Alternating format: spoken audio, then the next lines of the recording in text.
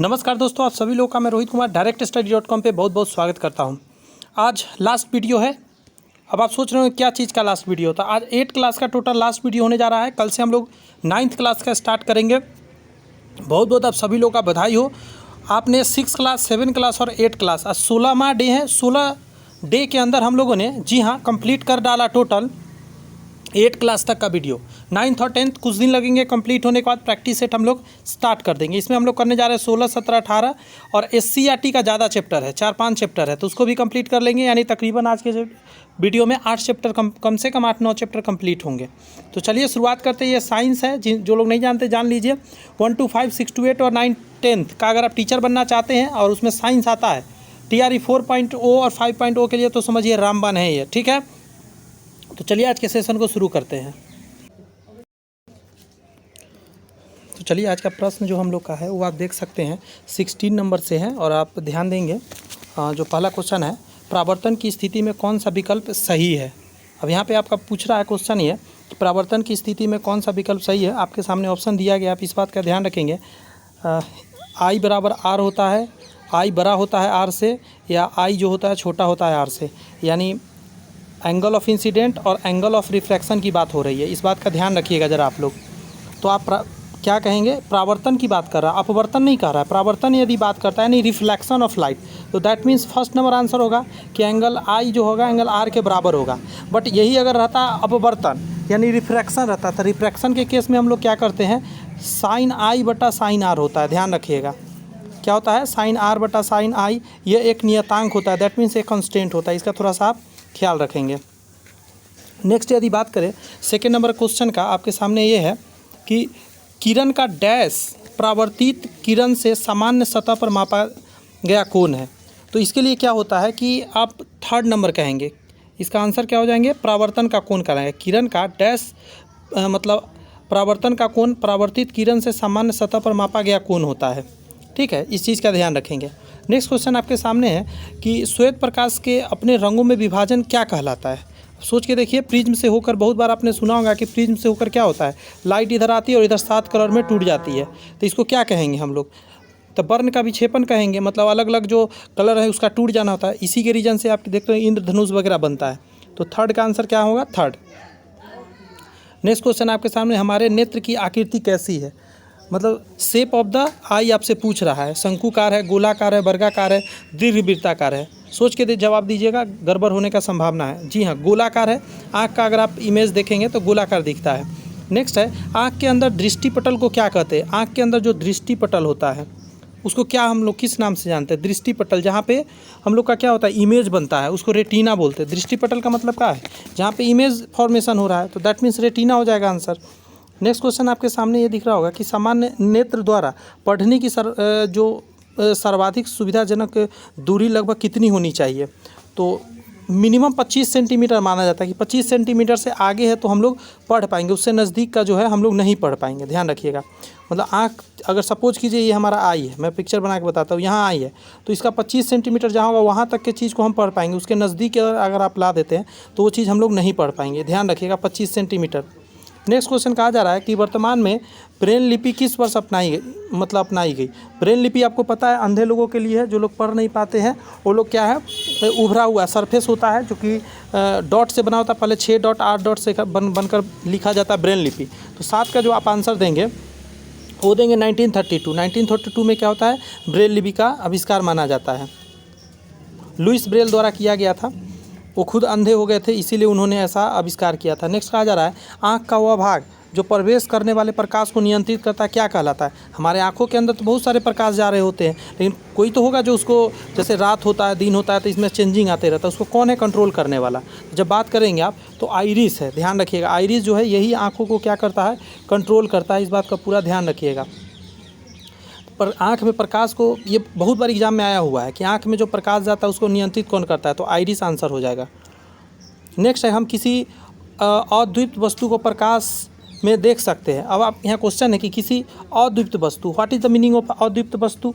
तो देखिए, एक होता है ल्यूमिनस ऑब्जेक्ट, एक होता है non luminous object. Luminous object होते हैं जिसमें से खुद व प्रकाश निकलता है, जैसे कि हो गया सूर्य, सूर्य में से खुद प्रकाश निकलता है, जलता हुआ बल्ब हो गया, जलता हुआ कैंडल हो गया, जलता हुआ कोई भी लैंप हो गया, तो इसमें से प्रकाश निकलता है, उसको प्राद्वीप्त बोलते हैं। अद्वीप्त का मतलब जिसमें से प्रकाश नहीं निकलता है, जैसे कोई भी आप पेपर ले लीजिए, आप पिक्चर ले लीजिए, मतलब ईंट वगैरह ले लीजिए, पत्थर ले लीजिए, इन सभी चीज़ से प्रकाश नहीं निकलता है। तो ध्यान रखिएगा इस बात का, ये अद्वितीय वस्तु है।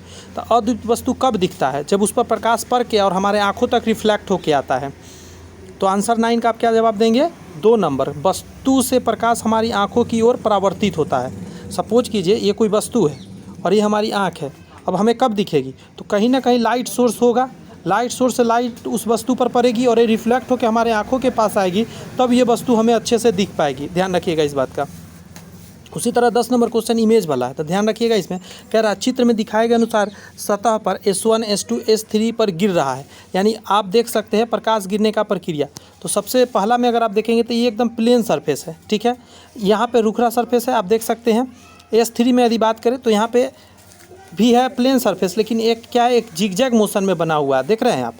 तो इससे आपको यहाँ पे कहना बेसतह जिन पर आपतन कोण परावर्तन कोण के बराबर है, तो ये होगा सिर्फ और सिर्फ S1 पे।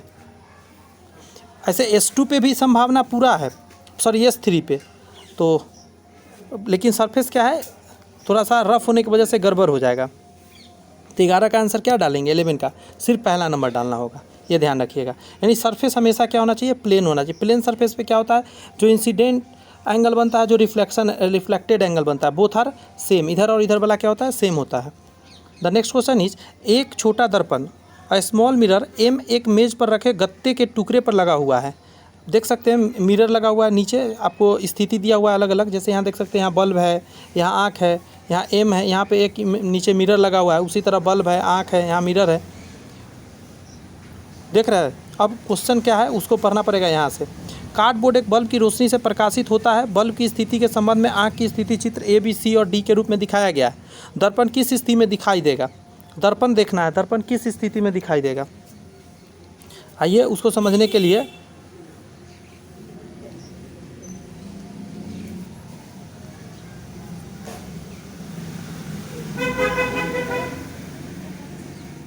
एक मिनट रुकिएगा।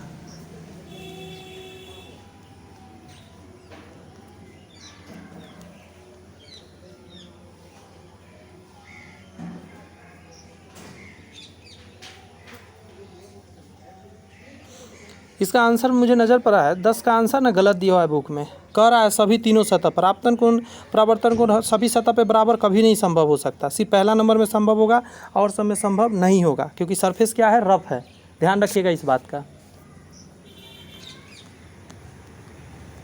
उसी तरह 11 नंबर में कह रहा है,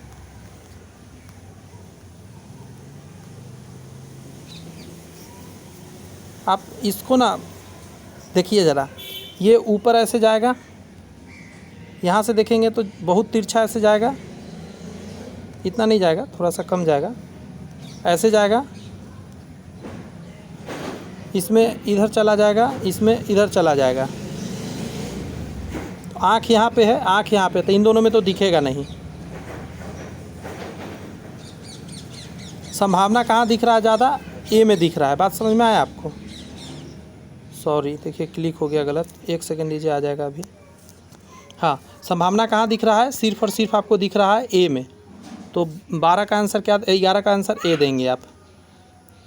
कह रहा है कार्डबोर्ड के एक टुकड़े में एक छोटा छेद पी बनाया गया है, जैसा कि चित्र में दिखाया गया। छेद को टॉर्च से प्रकाशित किया जाता है। छेद से निकलने वाली पेंसिल की रोशनी एक दर्पण पर पड़ती है। आँख को किस बिंदु पर रखना चाहिए ताकि छेद दिखाई दे सके? तो आंसर क्या होगा? यहाँ से ऐसे आया तो ये जाएगा ए के पास। एंगल के अगर हिसाब से देखा जाए ए के पास रखना होगा, तो आंसर क्या डालिएगा? इसका भी 1 सेकंड रुक जाइए। कार्डबोर्ड के एक टुकड़े में एक छोटा छेद पी बनाया गया, जैसा कि चित्र में दिखाया गया है। कहाँ पे भाई?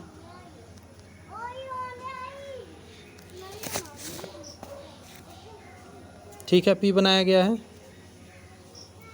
छेद से निकलने वाले पेंसिल की रोशनी एक दर्पण पर पड़ती है। आँख को किस बिंदु पर रखना चाहिए ताकि छेद दिखाई दे सके?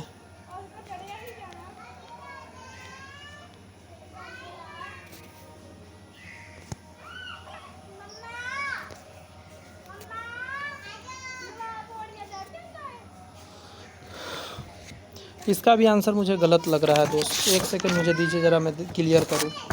12 का, हाँ देखिए यही कहा जाता है 12 का जो है ना, देखिए आप ज़रा यहाँ पे देखिए कंडीशन क्या है। 12 का आंसर मैं यहाँ दिखाता हूँ, गलती लिखता है। 12 में क्या लिखा गया है यहाँ पे, 1 सेकंड दीजिए। 12 में आंसर क्या है, 1 नंबर दिया गया है ना, ठीक है यहाँ आइए। 1 नंबर में क्या है, ए है।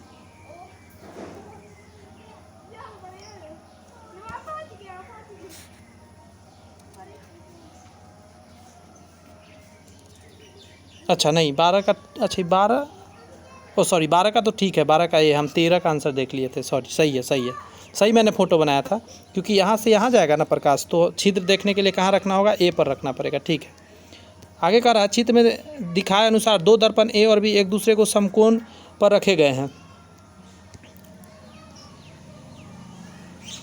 समकोण पर रखा गया है, चलो ठीक है भाई।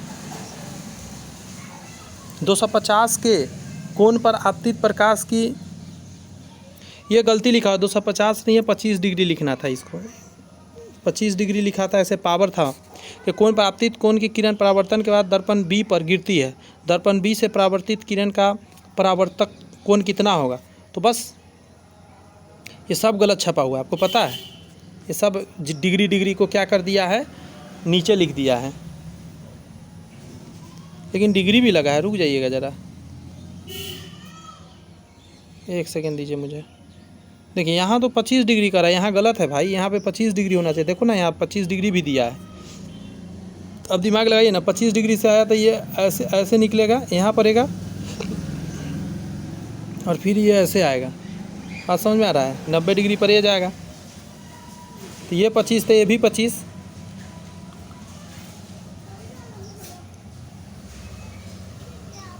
ये 90 होगा,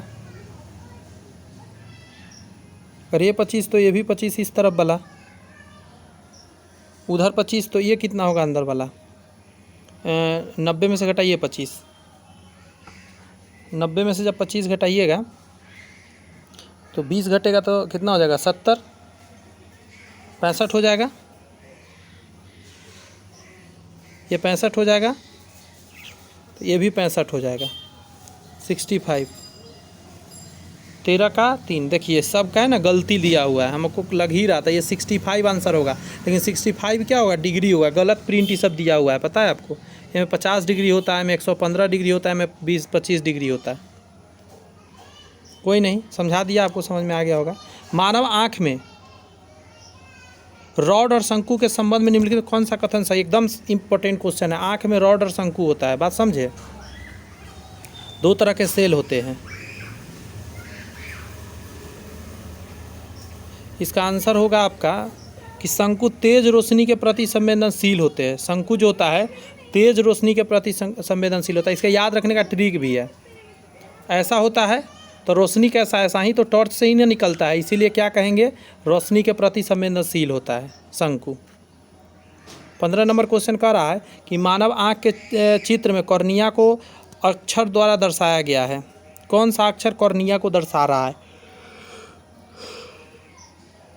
ये जो सी है ये कॉर्निया को दर्शा रहा है।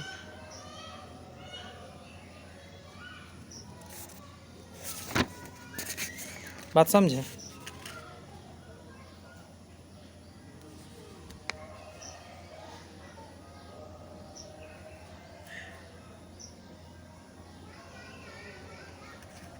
ए आइरिस दर्शा रहा है, ठीक है। बी लेंस को दर्शा रहा है बीच में,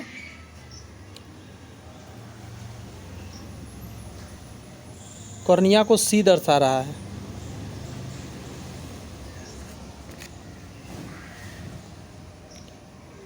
आइए सॉल्यूशन पढ़ते हैं ताकि कुछ नई जानकारी मिल सके।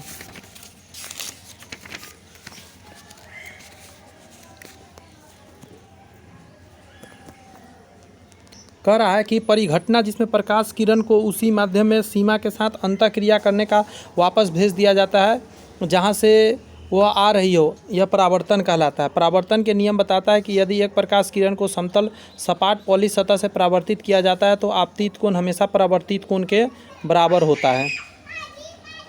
नेक्स्ट है कि जब प्रकाश की किरणें समतल सतह पर पड़ती है और उसी माध्यम में अपने पथ में विचलित हो जाती है, तब समतल सतह पर आपतित प्रकाश की किरण वापस उसी माध्यम में परावर्तित हो जाती है, उसे परावर्तन कहते हैं। जब प्रकाश की किरण सतह पर सामान्य रूप से आपतित होता है तो यह परावर्तन के बाद अपने पुनः पथ को पुनः प्राप्त कर लेती है, मतलब जिस एंगल से आता है उसी एंगल से जाता है, यानी कि आपतन कोण और परावर्तन कोण जो होता है वो 90 डिग्री होता है।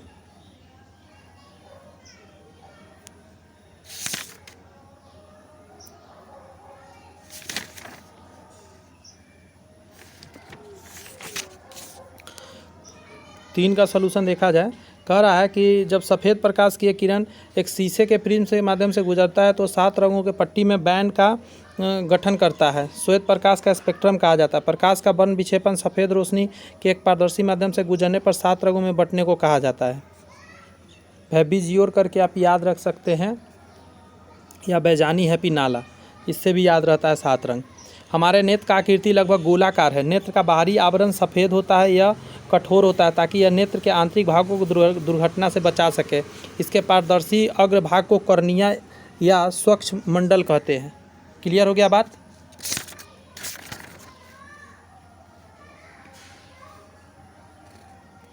अभी पिछला क्वेश्चन 15 नंबर भी क्वेश्चन में हम लोग देखेंगे कि सी नंबर को सबसे बाहर वाला को, उजला वाला भाग को कॉर्निया के नाम से हम लोग जानते हैं।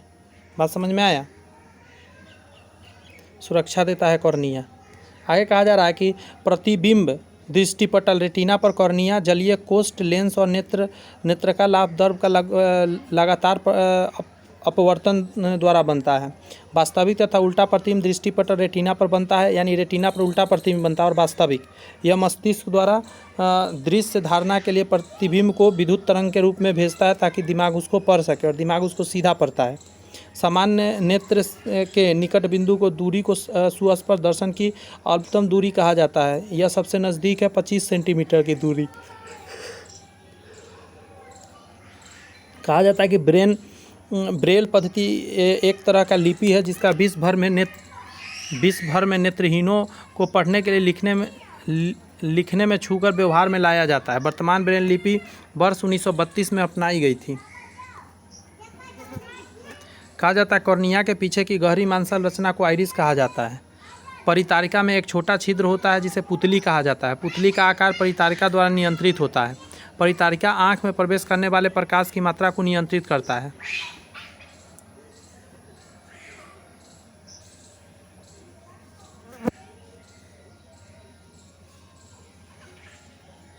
परितारिका आँख में प्रवेश करने वाले प्रकाश की मात्रा को नियंत्रित करता है।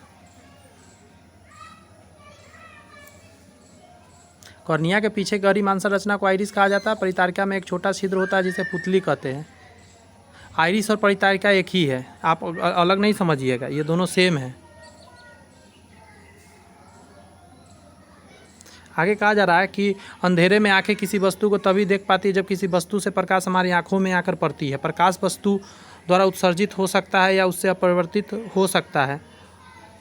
अदीप्त वस्तुएं अपना प्रकाश उत्सर्जित नहीं करती है। हम एक गैर चमकदार वस्तु को तब देख सकते हैं जब प्रकाश उस वस्तु को हमारी आंखों की ओर परावर्तित होती है। आपतन कोण सदैव परावर्तन कोण के बराबर होता है। इसे परावर्तन के नियम के रूप में भी जानते हैं। वस्तु की सतह की प्रवाह किए बिना परावर्तन के नियम का पालन किया जाता है, इसीलिए उनका पालन तीनों सतह S1, S2 और S3 के लिए किया जाता है। अब एक बात मुझे समझ में नहीं आता है, नियम तो ठीक है लेकिन सतह अगर उखरा उखरा हो तो वो डायरेक्शन उसका चेंज हो जाता है। बट कह रहा है कि तीनों कंडीशन में मान्य है। नियम है तो ठीक है, नियम तो मान्य होगा, लेकिन अगर वहाँ पूछेगा समांतर किरण पुंज बनेगा तो समांतर किरण पुंज नहीं बन पाएगा, असमांतर हो जाएगा, किरण पुंज के केस में बदल जाएगा। इसमें चलो ठीक है। प्रकाश के परावर्तन के नियमों के अनुसार मामले ए में जब बल्ब प्रकाश की किरण दर्पण है, वही तो उसका डिस्क्राइब कर रहा है। हाँ, ये इसका सलूशन देखिए, कह रहा है रेटिना में शंकु और छर्रे जैसी तंत्रिका कोशिकाएं होती है। गौर से सुनिएगा। शंकु रंग का बोध कराते हैं, वे तेज रोशनी के प्रति संवेदनशील होते हैं। मैंने शंकु के बारे में क्या बताया, रंग बताता है, क्योंकि ऐसे शंकु होता है और ऐसे ही टॉर्च का लाइट होता है ना, तो इससे प्रकाश याद रखिएगा। प्रकाश में 7 रंग होते हैं तो रंग बताता है। क्षारे मंद प्रकाश के प्रति संवेदनशील होता है।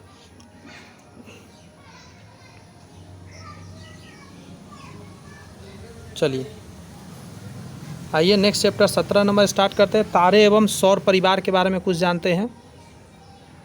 कह रहा भोर का तारा किसे कहा जाता है? शुक्र को कहा जाता है। भोर का सांझ का तारा शुक्र को कहा जाता है। पृथ्वी का बहिन, पृथ्वी का भगनी, पृथ्वी का बेटी, ऐसा जो भी है संबंध वाला वो इस शुक्र को ही कहा जाता है।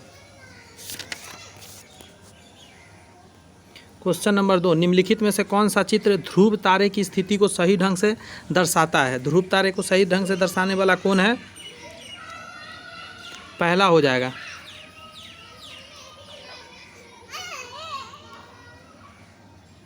प्रॉब्लम यहाँ है कि चेंजिंग कुछ दिया ही नहीं है किसी में। इस क्वेश्चन को करिए निगलेक्ट, क्योंकि इससे क्लियर हो ही नहीं पाएगा। क्वेश्चन नंबर 3 कहता है कि सूर्य पृथ्वी के चारों ओर पूर्व से पश्चिम की ओर घूमता हुआ प्रतीत होता है। पूर्व से पश्चिम ऐसे घूमता हुआ प्रतीत होता है। इसका मतलब यह है कि पृथ्वी घूमती है। ये किसका? सूर्य का डायरेक्शन है। इसका मतलब पृथ्वी ऐसे घूमता है। पृथ्वी का डायरेक्शन क्या हो जाएगा? पश्चिम से पूर्व की ओर। 3 का 2 आंसर हो जाएगा। चंद्रमा की सतह पर खड़ा एक अंतरिक्ष यात्री एक गेंद को ऊपर की ओर फेंकता है। गेंद कैसा व्यवहार करेगा? ऊपर जाएगी और फिर चंद्रमा की सतह पर वापस आएगी।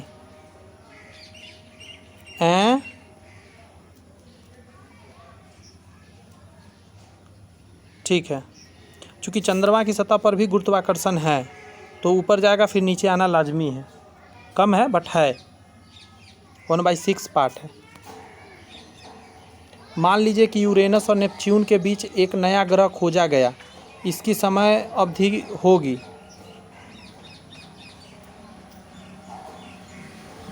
इसका समय अवधि क्या होगा? नेपच्यून से कम। क्यों कम होगा? क्योंकि पहले यूरेनस है और तब नेपच्यून है। अब बीच में आएगा तो इससे कम ही ना होगा। इससे इसका समय अवधि कम होगा। पहले यूरेनस आता है तब नेपच्यून आता है। इसका याद रखने का ट्रिक है, जो एन होता है ना यू, पहले एन आता है। 14 नंबर पर ABCD में एन है और 21 नंबर पर यू है। तो यू जो बाद वाला है वो पहले रहता है, पहले वाला बाद में। तो जब भी आप आज के बाद भूलिएगा कि यूरेनस और नेपच्यून में कौन आगे पीछे है। बात समझ में आया? तो बहुत आसान है। शुरू में क्या हो जाएगा? बाद में नेपच्यून और शुरू में यूरेनस। पृथ्वी पर ऋतुओं में परिवर्तन इसलिए होता है, ऋतु का परिवर्तन आपसे पूछ रहा है, दिन का परिवर्तन नहीं। तो आंसर कहिएगा, पृथ्वी के घूर्णन की धुरी उसकी कक्षा के तल से संबंध में झुकी हुई है। कितना गंदा गाड़ी लोग लेकर घूमता है, वाइब्रेशन इतना ज़्यादा है, बताइए आवाज़। पृथ्वी के घूर्णन की धुरी उसकी कक्षा के तल से संबंध में झुका हुआ है। यानी पृथ्वी 23 डिग्री क्या है? 23.5 डिग्री झुका होने की वजह से क्या होता है? ऋतु में परिवर्तन होता है। आगे कहा जा रहा है कि महीने की पहली अमावस्या होती है, उसी महीने की 15 तारीख को पूर्णिमा होता है। में कौन सा आंकड़ा चंद्रमा के चरण के प्रतिनिधित्व करेगा? तो फुल मून उसको बोलते हैं। उस समय पूरा होता है पूर्णिमा के समय। तो 7 का पहला आंसर हो जाएगा। सॉल्यूशन पढ़ के चलिए कुछ और बातें जानते हैं। जैसे रात्रि आकाश में शुक्र सबसे चमकीला ग्रह है। रात के समय में यदि कोई आपसे पूछे कि सबसे चमकता हुआ कौन सा ग्रह दिखता है, तो जो दिखेगा उसका नाम है शुक्र। सुबह में भी कभी कभी दिखता है, सूर्योदय होने से पहले पूर्व में दिखते रहेगा। कभी कभी यह सूर्यास्त के तुरंत बाद पश्चिम आकाश में दिखेगा, इसीलिए इसे अक्सर सुबह या शाम का तारा के नाम से भी जानते हैं। ध्रुव तारा पृथ्वी की धुरी के उत्तर दिशा में स्थित है। ध्रुव तारा पृथ्वी की धुरी के उत्तर दिशा में स्थित है। आगे कहा जा रहा है कि ध्रुव तारा पृथ्वी के घूर्णन अक्ष के निकट स्थित है। यह हिलता हुआ प्रतीत नहीं होता है। ध्रुव तारा दक्षिणी गोलार्ध में दिखाई नहीं देता है। सूर्य पूर्व में उगता है और पश्चिम में अस्त होता है हुआ प्रतीत होता है। पूर्व में उगा और पश्चिम में चला गया, क्योंकि पृथ्वी अपनी धुरी पर पश्चिम से पूर्व की ओर घूम रही है।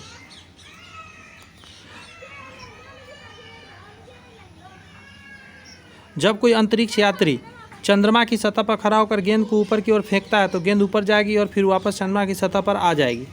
ऐसा इसलिए क्योंकि गुरुत्वाकर्षण के कारण त्वरण पृथ्वी की तुलना में कम है। चंद्रमा का गुरुत्वाकर्षण बल पृथ्वी के गुरुत्वाकर्षण बल से 6ठा भाग है।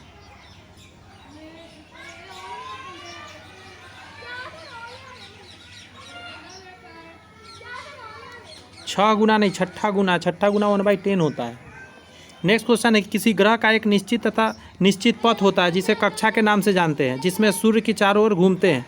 किसी ग्रह द्वारा एक परिक्रमा पूरी करने में लगा समय उसकी क्रांति अवधि कहलाता है। फिर से सुने, किसी ग्रह का एक परिक्रमा पूरी करने में लगा समय को क्रांति अवधि के नाम से जानते हैं। जैसे कहा रहा है, जैसे जैसे ग्रह की सूर्य से दूरी बढ़ती है परिक्रमण की अवधि बढ़ती जाती है।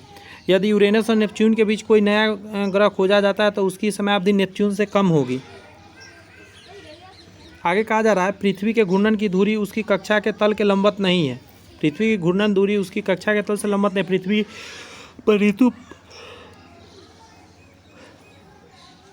और ऋतु परिवर्तन के लिए झुकाव जिम्मेदार है। जिस तरह से पृथ्वी सूर्य के चारों ओर घूमती है उसी पृथ्वी के कक्षीय तल कहा जाता है। पृथ्वी की धुरी अपने अक्ष पर 66.5 डिग्री कोण पर झुकी है। गलत है, पता नहीं, ये गलत मुझे लग रहा है। 23.5 डिग्री झुकावट है भाई।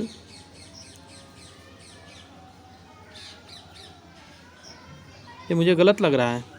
नेट पर आप लोग सर्च कीजिएगा तो मुझे लग रहा है ये गलत पॉइंट लिखा गया है। 23.5 डिग्री झुकावट है शायद। कहा जा रहा है कि जिस दिन चंद्रमा की धुरी डिस्क दिखती है, पूरी डिस्क दिखती है, उसे पूर्णिमा के नाम से जानते हैं। इसके बाद हर रात चंद्रमा धीरे धीरे छोटा होते जाता है और सबसे लास्ट में जाके अमावस्या को पूरा ख़त्म ही हो जाता है। 15वें दिन चंद्रमा दिखाई नहीं देता, जिसे अमावस्या दिवस कहा जाता है। अमावस्या के 15 दिन बाद पूर्णिमा तिथि होता है। आगे आइए, क्लियर है बात? कहेंगे यस सर क्लियर है। और एनसीईआरटी का लास्ट चैप्टर 8 क्लास का कर लेते हैं आज। वायु तथा जल का प्रदूषण। पहला क्वेश्चन आपकी स्क्रीन पर कुछ इस प्रकार रहा, वायु विभिन्न गैसों का मिश्रण है जिसमें हवा 21%, हवा में ऑक्सीजन 21% है। ये गलत है, हवा का 21% है, वह मनुष्य के अस्तित्व के लिए आवश्यक है। अच्छा, यहाँ का ऑक्सीजन है। नाइट्रोजन 78% है, थोड़ा ज़्यादा ही हो गया है। अब निम्नलिखित में से कौन सा वायु प्रदूषण का स्रोत नहीं है? ऑटोमोबाइल निकास, जलाऊ लकड़ी जलाना, पवन चक्की, विद्युत संयंत्र। 2 का आंसर क्या हो जाएगा? 3। पवन चक्की के अलावा सभी प्रदूषण फैलाते हैं, विद्युत संयंत्र भी। कोयला जलता है बहुत। बूझो वायु प्रदूषण को कम करने योगदान देना चाहती है। अच्छा, वायु का प्रदूषण कम करना चाहती है। स्कूल जाने के लिए उसे कौन से वाहन का उपयोग करना चाहिए? साइकिल चलाना चाहिए, auto rickshaw, car, school bus, scooter. School bus रहेगा तो उससे प्रदूषण कम होगा क्योंकि सब बच्चा उसी में जाएगा। अगर अपना पर्सनल कार स्कूटर से जाएगी तो ज़्यादा खर्चा आएगा। निम्नलिखित में से कौन सा जल संरक्षण का तरीका नहीं है? बदलना, कम करे, पुनः उपयोग करना, पुनः चक्रण करना। 4 का पहला हो जाएगा, बदलने से अच्छा का कम करेंगे उपयोग या पुनः चक्रण करेंगे। करा, जिस प्रकार के प्रदूषण से आगरा के ताजमहल सबसे अधिक प्रभावित करने वाला है उसे क्या बोलते हैं? वायु प्रदूषण से सबसे ज़्यादा हुआ है। 1 सेकंड दीजिए, मुझे पसीना बहुत चल रहा है। मैं ज़रा 1 मिनट चेहरा को साफ करूँ। ओह,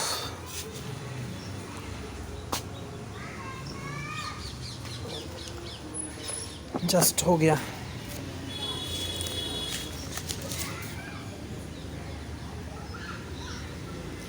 वायु प्रदूषण से क्या होता है कि एसिड रेन का वर्षा हो जाता है, उसी से पीला पड़ गया है कैल्शियम कार्बोनेट का बना हुआ संगमरमर। पेट्रोल और डीजल जैसे ईंधन का अधूरा दहन कौन से गैस उत्सर्जित करेगा? कार्बन मोनोऑक्साइड गैस करेगा, और ये बहुत ज़्यादा प्रॉब्लम देगा, ये जान ले लेगा लोगों का। करा, मार्बल कैंसर की घटना किसके कारण होता है? मार्बल कैंसर, इधर आ जाइए। 7 का आप आंसर कहेंगे अम्लीय वर्षा से। मार्बल में कैंसर जो लग रहा है, पीला पड़ रहा है, उसे अम्लीय वर्षा बोलते हैं। पीने योग्य जल वह जल है जो एक नदी से प्राप्त किया, एक झील से प्राप्त किया, शुद्ध और पीने के लिए उपयुक्त, केवल कपड़े धोने के लिए उपयोग किया जाता है। 3 नंबर कहेंगे, बेसिक सा बात है, ऑलरेडी लिख दिया है, पीने योग्य और शुद्ध। निम्नलिखित में से कौन सी प्रक्रिया आपको सभी अशुद्धियों से मुक्त पानी देगी? क्लोरीन की गोलियां डालना, आसवन, उबालना, निस्यंदन सबसे अच्छा होता है आसवन। आसवन का मतलब समझते हैं? किसी चीज़ में पानी लीजिए, गर्म करके जो गिर रहा है वो, उससे शुद्ध कुछ नहीं हो सकता। सबसे शुद्ध यही है, ये है। आगे कहा जा रहा है एक तालाब में साफ पानी होता है, निम्नलिखित में से कौन सी गतिविधि जल का सबसे कम प्रदूषण उत्पन्न करे? तालाब में कपड़े धोना, तालाब में नहाते जानवर, तालाब में मोटर वाहन धोना, तालाब में तैरना। तालाब में तैरने से सबसे कम परेशानी होगी। कह रहा है पेड़ हमारे पर्यावरण के प्रदूषण को कम करने में मदद करते हैं। हर साल जुलाई के महीने में लोगों द्वारा लाखों पेड़ लगाए जाते हैं। इस अवसर को क्या नाम से जानते हैं? जुलाई के महीना में तो वन महोत्सव के नाम से जानते हैं, जुलाई में होता है। कह रहा निम्नलिखित में से कौन सी ग्रीन हाउस गैस नहीं है? तो नाइट्रोजन गैस ग्रीन हाउस नहीं है। जल वाष्प, मीथेन और कार्बन डाइऑक्साइड, ये सभी वातावरण में गर्मी फैलाते हैं। अब इसके सॉल्यूशन को आइए देखते हैं, नई नई बातों को यहाँ से सीखने का मौका मिलेगा।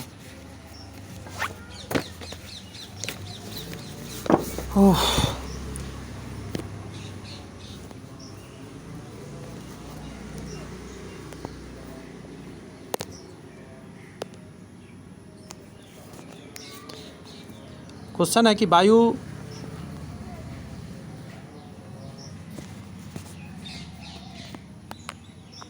वेट करें, एक सेकेंड वेट करें। कह रहा वायु विभिन्न गैसों का मिश्रण होता है। आयतन के हिसाब से 78% नाइट्रोजन, 21% ऑक्सीजन है। कार्बन डाइऑक्साइड 0.03% है। आर्गन है, मीथेन है, ये सारी चीज़ बहुत कम मात्रा में है लेकिन वातावरण में है। आएगा जाए वे पदार्थ जो वायु प्रदूषण कहलाते हैं। वायु प्रदूषण के स्रोत कारखाने हो गए, बिजली संयंत्र हो गए, ऑटोमोबाइल निकास हो गए, जलाने वाली लकड़ी, गोबर के उपले वगैरह। पवन चक्की में पवन ऊर्जा उत्पन्न होती है और ये सबसे अच्छा ईंधन है, इससे बढ़िया कुछ नहीं है। वाहन carbon monoxide, carbon dioxide, nitrogen oxide और धुआं जैसे उच्च स्तर के प्रदूषण पैदा करते हैं। बूझों को स्कूल बस की यात्रा करना चाहिए क्योंकि सार्वजनिक परिवहन का उपयोग सबसे अच्छा होता है वायु प्रदूषण कम करने के लिए। विश्व की 25% आबादी सुरक्षित पेयजल से वंचित है। सोच के देखिए। रिड्यूस, रीयूज एवं रिसाइकिल व्यक्तिगत सबसे अच्छा है तरीका। या तो कम प्रयोग करें, उसको बार बार प्रयोग करें, इस तरीका के। आगरा में ताजमहल के सफ़ेद संगमरमर को ताज के आसपास के क्षेत्र में वायु प्रदूषण का खतरा हो रहा है। उद्योग सल्फर डाइऑक्साइड और नाइट्रोजन डाइऑक्साइड से प्रदूषण छोड़ते हैं जो कि अम्लीय वर्षा के कारण बनते हैं। अम्ल वर्षा के संगमरमर का क्षरण होता है। प्रदूषण ने संगमरमर को पीले रंग का योगदान दे दिया है, मतलब बदल दिया है। कहा जा रहा है आगे वाहन carbon monoxide, carbon dioxide, nitrogen oxide और धुआं जैसे उच्च स्तर के प्रदूषण पैदा करते हैं। कार्बन मोनोऑक्साइड पेट्रोल और डीजल के अधूरे जलने के कारण पैदा होते हैं और एकदम घोटू गैस के नाम से जानते हैं। इससे आदमी का मृत्यु भी हो सकता है। यह एक जहरीली गैस है, इससे रक्त की ऑक्सीजन खत्म होने लगती है और इंसान मर जाता है। आगरा और इसके आसपास स्थित उद्योग सल्फर डाइऑक्साइड और नाइट्रोजन ऑक्साइड जैसे प्रदूषण के उत्पादन के लिए जिम्मेदार है। कह रहा है इनसे क्या हो रहा है, आगे पढ़ते हैं कि ये गैसें वायुमंडल में मौजूद जलवाष्प के साथ प्रतिक्रिया करके सल्फ्यूरिक एसिड और नाइट्रिक एसिड बनाती है। अम्ल वर्षा के साथ नीचे गिरते हैं जिससे वर्षा अम्लीय हो जाती है। अम्ल वर्षा में स्मारक का संगमरमर जो है खराब हो रहा है। इस घटना को मार्बल कैंसर के नाम से भी जानते हैं। जो जल पीने योग्य होता है उसे पीने योग्य जल कहते हैं। नगर निकाय घरों में पानी की आपूर्ति करने वाले पहले का उपचार करते हैं। आसवन प्रक्रिया पानी को सबसे अच्छा अशुद्धियाँ निकाल देती है। आसवन पानी से घुले हुए खनिज, अकार्बनिक लवण, भारी धातु और बैक्टीरिया जैसे अशुद्धियाँ को दूर कर देती है।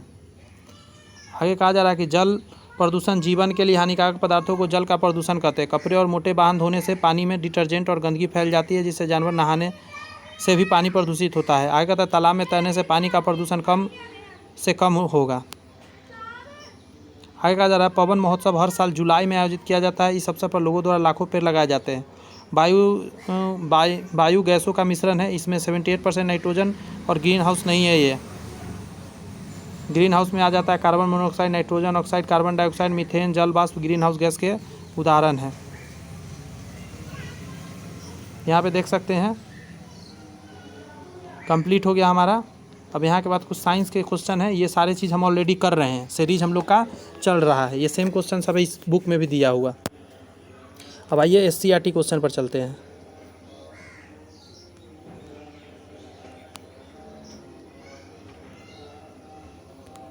इसमें भी 16 नंबर से करना है, धातु अधातु से करना है। तो प्रश्न आपके सामने कुछ इस प्रकार रहा।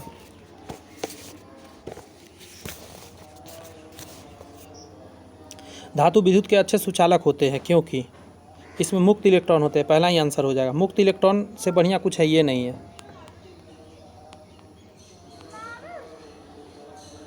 हमारे आवश्यकताओं के अनुसार धातुओं को अलग अलग आकार दिए जा सकता है क्योंकि इसमें डैश के गुण होते हैं, आघात वर्धनीयता के गुण होते हैं एवं तन्यता। 4 नंबर आंसर देंगे। 1 मिनट। हमारी आवश्यकताओं के अनुसार धातुओं को अलग अलग आकार दिया जा सकता है क्योंकि इसमें आघात वर्धनीयता और तन्यता के गुण होते हैं। मेन आंसर ये होगा। इसमें तन्यता मतलब खींच सकते हैं, आघात मतलब चौड़ा कर सकते हैं, तो आकार इसी से न मिलेगा। चालकता से बिजली जाएगा, ध्वनित्व से आवाज़ निकलेगा, इससे तो आवाज़ निकलेगा। तो आवाज़ का क्या मतलब है? जब शेप देने का बात हो रहा है तो 4 आंसर होगा। इसका आंसर बुक में गलत दिया है, इसका मतलब। आगे बढ़िए। सबसे पुराना धातु कौन सा है? सबसे पहले जो खोजा गया धातु, कितना आसान क्वेश्चन है। लोहा सबसे बाद में खोजा गया था, तांबा हो जाएगा। कॉपर सबसे पहले खोजा गया था। उष्मा के सबसे कम चालक धातु कौन सा? लेड या पारा या दोनों? 4 का 3 कह दीजिए, दोनों। उष्मा के सबसे कम चालक लेड और पारा दोनों है। निम्न से कौन अधातु है? अधातु के बारे में हीरा, पीतल, कार्बन हो जाए। कार्बन अधातु है, लेकिन कार्बन का ही अप्रूप ग्रेफाइट है, उसमें विद्युत का सुचालन होता है अधातु होते हुए भी। आइए सॉल्यूशन पढ़ते हैं जरा। कह रहा है धातु विद्युत के अच्छे सुचालक होते हैं क्योंकि इसके पास बहुत बड़ी संख्या में मुक्त बैलेंस इलेक्ट्रॉन होते हैं, जबकि बिजली का संचालन करने के लिए शीशे में कोई मुक्त इलेक्ट्रॉन नहीं होता है, इसलिए धातु अच्छे संवाहक है, जबकि शीशा विद्युत का कुचालक है। आगे कहा जा रहा है धातु के बीच धनात्मक आबंध बहुत मजबूत होते हैं, जिससे उसका कोई भी आकार देना आसान होता है। आवश्यकता के आधार पर धातु के अलग अलग आकार बनाए जा सकते, क्योंकि धातु में आघात वर्तनीति और तन्य होता है। यहाँ देख रहे हैं, यहाँ लिख रहा है सही और आंसर लिख रहा है गलत ऑप्शन। यही सब ना गड़बड़ी हो जाता है, नॉलेज ना रहे गड़बड़ हो जाए। सबसे पुराना धातु तांबा है। पहली धातु जिसे मनुष्य ने गलाना शुरू किया वह तांबा था, जिसका शुरुआत सबसे 6200 ईसा पूर्व में अनातोलिया या आधुनिक तुर्की में हुई थी। तांबा कहाँ पे गलाना शुरू हुआ था? तुर्की में। यह ताम्र युग की शुरुआत माना जाता है। आगे कहता है कांस्य, तांबे और अन्य धातुओं को एक मिश्र धातु है, जो सबसे पहला काम 3800 ईसा पूर्व में शुरू हुआ था। यह कांस्य युग का शुरुआत माना जाता है। 6200 ईसा पूर्व में तांबा खोजा गया, गलाया गया तुर्की में। बाद में ताम्र युग कहते हैं, और उसके बाद कांस्य युग आया 3800 ईस्वी में। ध्यान रखिएगा, सॉरी ईसा पूर्व में लगाना है सब में। लेड और पारा धातु का ऊष्मा का कम चालक है। हीरा सबसे कठोर धातु है। हीरा को कठोरता, शुद्धता, क्रिस्टलीय संरचना में निपुणता और उसके कारण संरेख पर निर्भर करते हैं। 17 नंबर चैप्टर के बारे में पढ़ते हैं। 17 नंबर चैप्टर कह रहा है कि किशोरावस्था की ओर। 17 से 19 वर्ष को क्या बोला जाता है? इसी को किशोरावस्था बोलते हैं। आगे कहता है सीखने की सबसे अधिक क्षमता कब होती है? किशोरावस्था में। सबसे ज़्यादा किशोरावस्था में सीखता है इंसान। आ जाओ। टेस्टोस्टेरोन क्या है? पुरुष हार्मोन है। यह टेस्टिट से निकलने वाला टेस्टोस्टेरोन है, इसलिए पुरुष हार्मोन है। 3 का 3 आंसर हो जाएगा। निम्नलिखित में से किस अवस्था में शब्दों की पुनरावृत्ति की प्रवृत्ति मुख्यतः पाई जाती है?